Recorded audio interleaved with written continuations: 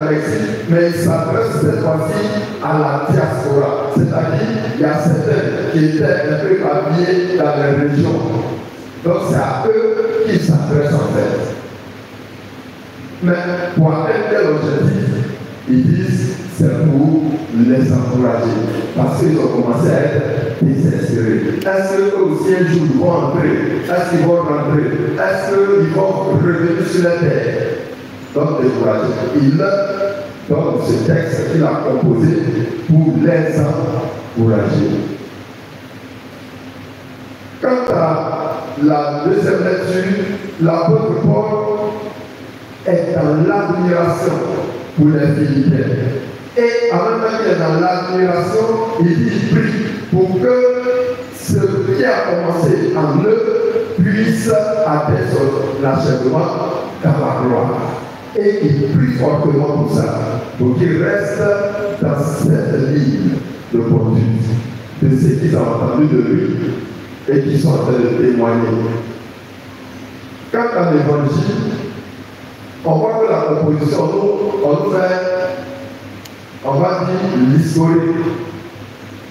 Voilà. L'enquête du règne de l'empereur bien daté. Qui était empereur? Qui volait où? Qui était à la tête de quel? Ouais. Et donc, il pose d'abord le contexte historique. Alors, la Bible s'accorde pour dire, quand l'auteur pose le contexte historique de cette manière, il est en train de montrer que celui qui va venir, celui que la voix annonce, il vient dans l'histoire des hommes. Et ce qui est intéressant, c'est qu'il n'attend pas qu'on soit parfait pour venir. Mais, tel que nous sommes, quel que soit ce que nous sommes, quel que soit notre degré de relation avec Dieu ou pas, Dieu prend l'initiative d'entrer dans l'histoire des hommes. Et donc, dans l'histoire générale, mais dans l'histoire particulière de chacun d'entre nous. Dieu n'attend pas que je sois parfait, que tu sois parfait, elle soit parfaite pour venir dans notre histoire. Lui, il sait une chose, c'est qu'il va être. Et puis, sa présence maintenant peut bouleverser les choses.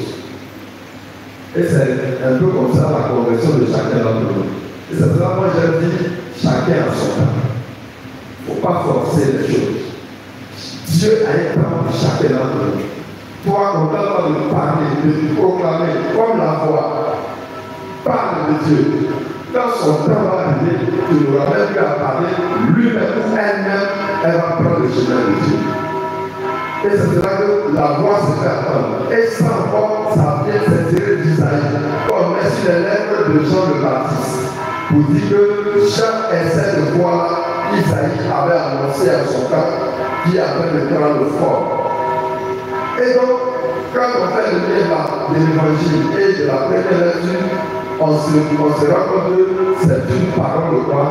D'espérance, d'encouragement, qui aide à nous préparer davantage pour accueillir le Messie qui vient dans notre histoire et dans l'histoire personnelle de chacun d'entre nous.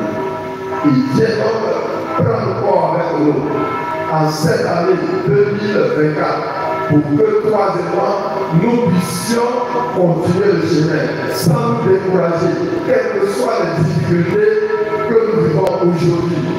Que nous puissions prendre le courage, car il vient tracer le chemin, il vient aplanir les montagnes. Comme on a aplani les montagnes dans un désert, ça veut dire que quand Dieu vient, il n'y a pas quelque chose qui le résiste. Il le résiste. Ok?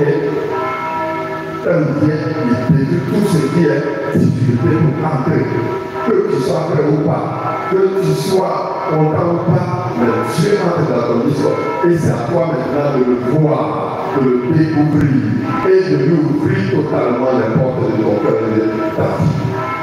En ce moment-là, on sera heureux de prier avec l'apôtre Paul pour que ce que Dieu a commencé à chacun d'entre nous, il amène jusqu'à son achèvement total dans la gloire de Dieu pour notre salut. Amen.